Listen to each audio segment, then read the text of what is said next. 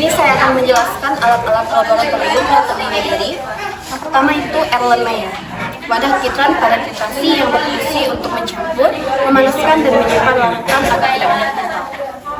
Kemudian ada gelas beker yang berfungsi untuk melarutkan padatan dan mencampurkan larutan. Kemudian labu ukur berfungsi untuk membuat dan mengencangkan larutan yang memerlukan kegiatan. Kemudian ada gelas ukur yang berfungsi untuk mengukur larutan yang tidak memerlukan kegiatan. Di sini ada logi yang berfungsi untuk menutup gelas kimia dan sebagai alas untuk menimbang suatu zat. Kemudian ada spatula yang berfungsi untuk memindahkan bahan-bahan yang berbentuk serbuk dan padatan. Kemudian ada batang pengaduk segitiga yang berfungsi untuk meratakan bahan-bahan yang berbentuk serbuk. Baik, selanjutnya di sini ada pipet volume, yang dimana fungsi dari pipet volume ini adalah mengukur larutan dengan volume tertentu. Dan selanjutnya di sini ada pipet filler. Pipet filler ini memiliki 3 katup. Yang pertama ada katup A, katup S, dan katup E. Nah, untuk katup A di sini untuk mengeluarkan udara, dan katup S di sini untuk menarik larutan atau memindahkan larutan, dan yang katup E ini untuk mengeluarkan larutan. Nah, selanjutnya di sini ada pipet tetes, yang dimana berfungsi untuk memindahkan larutan yang dengan jumlah tetes per tetes. Yang selanjutnya ada tabung reaksi, yang dimana berfungsi untuk mencampurkan dan menampung larutan. Dan selanjutnya di sini ada namanya rak tabung reaksi. Nah, rak tabung reaksi ini ada 2 jenisnya, yaitu ada yang kayu dan yang ada aluminium, yang dimana berfungsi untuk menyimpan si tabung reaksi tersebut. Jadi seperti ini ya teman-teman. Terus yang terakhir di sini ada penjepit titik tabung reaksi. Nah, jadi penjepit tabung reaksi ini untuk menjepit tabung reaksi dalam keadaan kondisi yang panas. Jadi seperti ini. Selanjutnya di sini ada mikropipet, yang dimana berfungsi untuk mengambil, memindahkan, serta mengukur volume cairan dengan akurat dan presisi. Nah, selanjutnya di sini ada pasangan dari mikropipet, yaitu tipipet, yang dimana sebagai alat yang bersentuhan langsung dengan mikropipet yang berfungsi untuk sebagai penampung volume dengan ukuran yang kecil. Nah, setelah ada mikropipet, di sini ada rak tipipet, ini mana untuk menyimpan tipipet itu sendiri agar steril dan bersih. Nah, selanjutnya di sini ada cawan uap, yang dimana berfungsi untuk menguapkan suatu zat atau menguapkan suatu larutan. Selanjutnya di sini ada mortir dan alu, yang dimana untuk menghaluskan suatu bahan zat kimia yang berupa bentuk padatan. Baik, selanjutnya di sini ada plat tetes, yang dimana berfungsi untuk mencampurkan suatu zat dengan konsentrasi yang sedikit. Kemudian di sini ada alat untuk melakukan titrasi. Ini disebut klem. Klem berfungsi untuk mengapit tabung uret, dan ini disebut yang penyangga disebut statif. Kemudian di sini ada corong. Corong berguna untuk membantu penyaringan, dan di atasnya diletakkan kertas saring. Kemudian ini ada pipet volume yang berguna untuk mengukur larutan dengan akurat yang tinggi. Dan di sini juga ada batang pengaduk yang berfungsi untuk mengaduk larutan. Dan kemudian di sini ada api mesin yang berisi spiritus, digunakan untuk memanaskan larutan. Di sini ada cawan Petri. Cawan Petri berguna untuk sebagai tempat perkembangbiakan bakteri. Dan di sini juga ada botol semprot yang berisi aquades, berguna untuk membersihkan sisa-sisa bahan. Di sini saya akan menjelaskan cara pengaturan ini seperti yang ditunjukkan alat kemudian letakkan habis saklar pada medan. Selanjutnya, letakkan wadah yang berisi sampel betal sebagai tidak tersedia. Kemudian, setelah itu pegang wadah sampel agar air tidak terlempar dan jangan menjadi tinggal tekan pada menjelaskan cara menggunakan alat inkubator. Yang pertama, hubungkan alat dengan sumber listrik. Sudah dihubungkan. Kemudian masukkan spesimen ke dalam alat inkubator. Setelah itu ditutup. Kemudian tekan tombol power untuk menyalakan dan tekan set untuk mengatur suhu dan waktu sesuai kebutuhan. Setelah waktu sudah selesai, tekan tombol power dan ambil sampel yang telah di sini saya sudah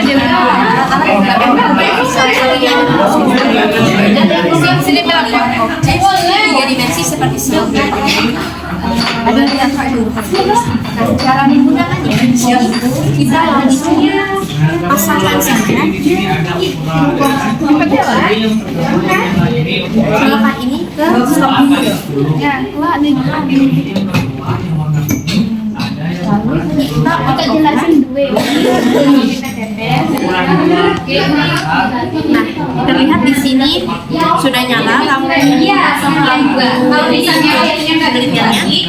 Nah, di sini ada knop untuk menaik turunkan mikroskop. Jadi seperti ini. Dan di sini ada lensa okuler untuk melihat objek. Fungsi dari objek yang kita amati, misal contohnya kita letakkan di meja objek seperti ini. Kita amati, dan ini merupakan knop untuk fokus melihat objek.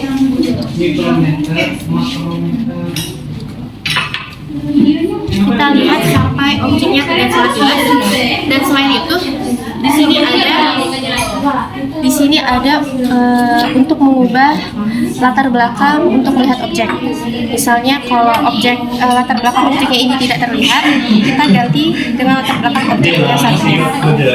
Nah, selanjutnya cara untuk mematikan mikroskop stereo. Yang pertama kita on-off-kan, lalu kita kembalikan seperti semula. Lalu kita tutup dan kita cabut dari stop. Selesai. Mikroskop stereo tadi, selanjutnya kita ke mikroskop cahaya. Di mana di sini untuk melihat objek dengan ukuran yang tipis dan kecil yang berdimensi dua dimensi. Cara menyalakan mikroskop cahaya ini kita colokkan dulu ke stop kontak. Lalu kita colokkan ini ke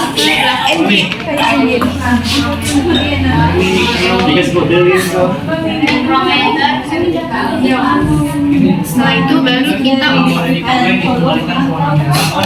itu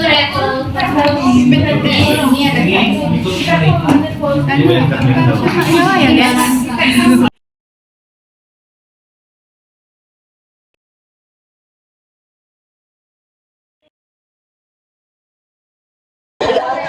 Baiklah, di sini kami akan membuat larutan dengan konsentrasi 3% dengan volume sebanyak 100 ml. Setelah itu kami mendapatkan safrani sebanyak 3 gram. Baiklah, di sini memasukkan safrani yang telah ditimbang sebanyak 3 gram ke dalam gelas beker. Lalu masukkan aqua sedikit.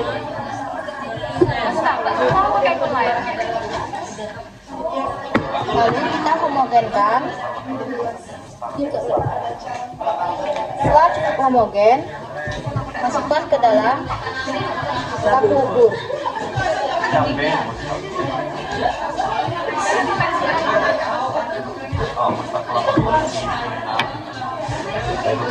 Setelah ini kita masukkan air dengan 100 ml.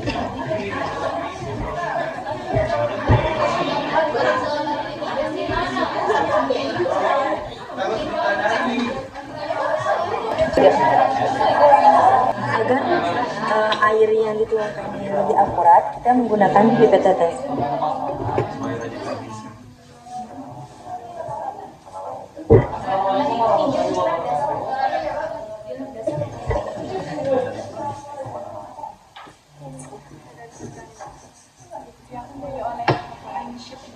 Setelah cekungan air dan melewati batas, kita homogenkan.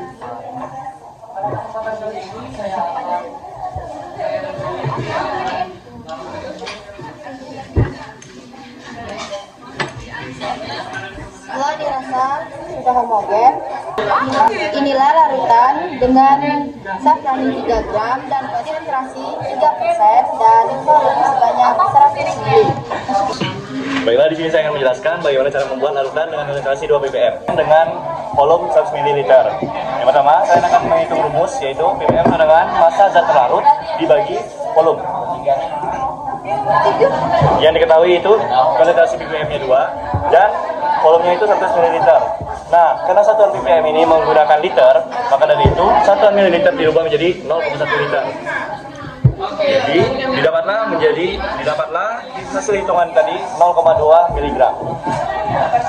Baiklah, kita akan menaruh zat safranin yaitu sebanyak 0,2 mg. Kemudian ditaruh dengan air secukupnya untuk dihomogenkan terlebih dahulu.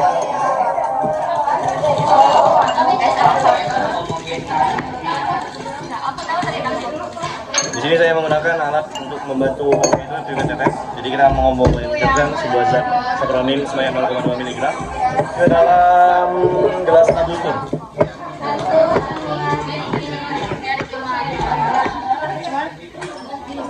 Setelah cukup dihomogenkan, kalian taruh di gelas abutur.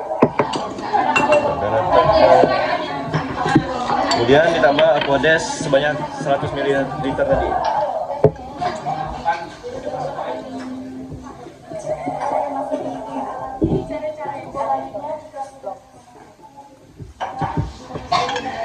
Ya, Pak, ya.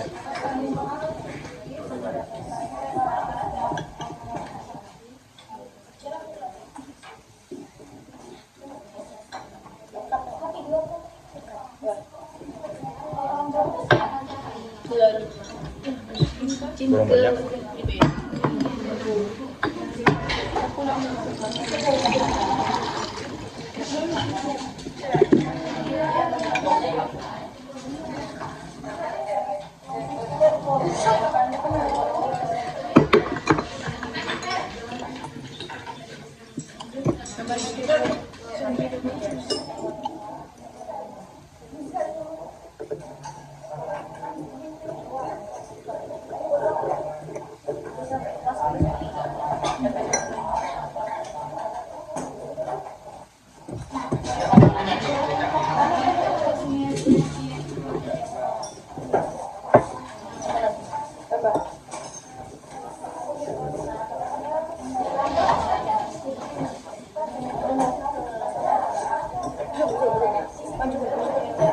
Baiklah, sudah jadi, yaitu larutan safranin dengan konsentrasi 2 ppm sebanyak 100 ml. Baiklah, di sini saya akan membuat larutan dengan konsentrasi 1 molaritas sebanyak 100 ml. Dan setelah dihitung, zat terlarut yang perlu ditambahkan itu sebanyak 4 gram. Pertama-tama kita ambil sebanyak 4 gram NaOH.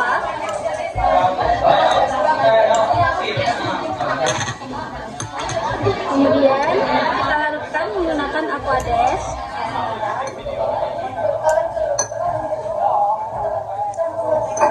dihomogenkan.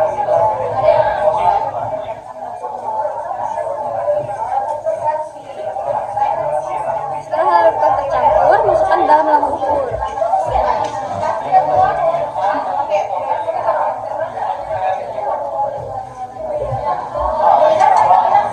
Kemudian tambahkan aquades sebanyak 100 ml.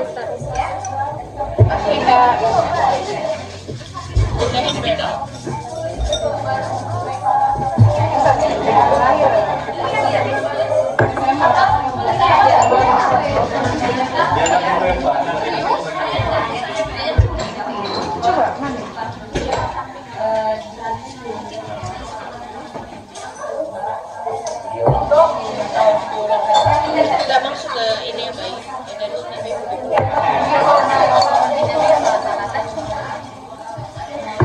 Iya, kalau misalnya Setelah terhomogenkan, inilah larutan NaOH sebanyak 4 gram dalam larutan dalam zat pelarut 100 ml. Baik, di sini saya akan melakukan pengenceran terhadap larutan dengan volume 6,25 mili yang memiliki konsentrasi 60% menjadi konsentrasi 15% untuk mencapai konsentrasi 15% tersebut. Total volume larutan harus mencapai 62 mili. Nah, untuk mencukupkannya, kita menggunakan aquadas sampai 20 mili.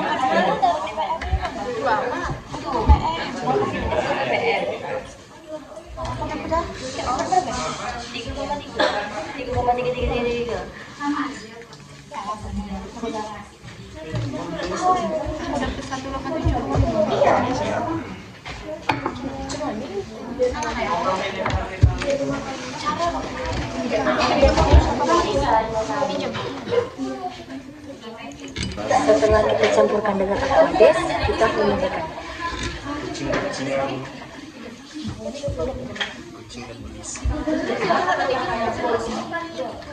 Nah, setelah hasilnya menunjukkan hasil dari pengenceran konsentrasi 60% menjadi 15% sebanyak 25 mili mendapatkan sebanyak 6,25 mili larutan dari larutan 60% menjadi larutan 15% sebanyak 20 mili. Baik, di sini saya akan melakukan pengenceran terhadap larutan dengan volume 3,3 mili yang memiliki konsentrasi 15 ppm menjadi konsentrasi 2 ppm. Untuk mencapai konsentrasi 2 ppm tersebut, total volume larutan harus mencapai 25 mili. Baik, ini hasil pengenceran dari 15 ppm menjadi 2 ppm sebanyak 25 mili sebanyak 3,3 mili larutan 15 ppm menjadi larutan